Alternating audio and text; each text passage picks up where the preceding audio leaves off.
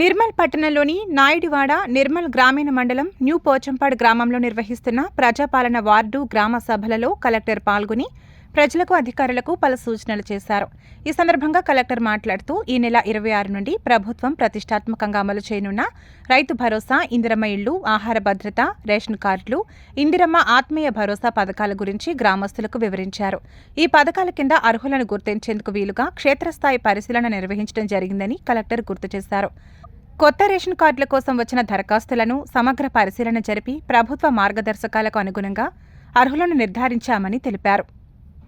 గ్రామ సభలలో దరఖాస్తులు అందజేయవచ్చని, వీలుపడని వారు ఈ నెల 26 తర్వాత ఎప్పుడైనా మండల కార్యాలయాలలోని ప్రజాపాలనా సేవా కేంద్రాలకు వెళ్లి సంబంధిత పత్రాలను జతచేస్తూ దరఖాస్తులు చేసుకోవచ్చని సూచించారు.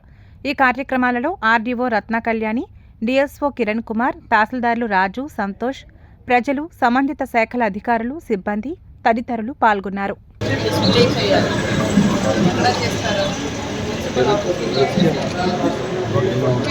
ఆల్రెడీ ఇది లిస్ట్ పబ్లిక్ ఉన్నాయి కాబట్టి ఇది మున్సిపల్ బోర్డులో డిస్ప్లే చేసేసేయండి. దీని మీద ఎవరైనా రాకపోయినా కూడా వాళ్ళు ఒకరా వెళ్ళి చూసుకోవచ్చు. ఏదో అభ్యంతరం ఉంటే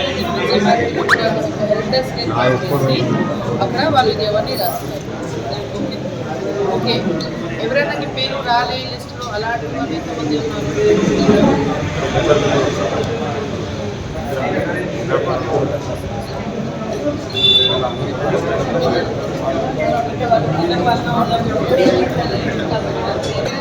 తీసుకొని మళ్ళీ సబ్మిట్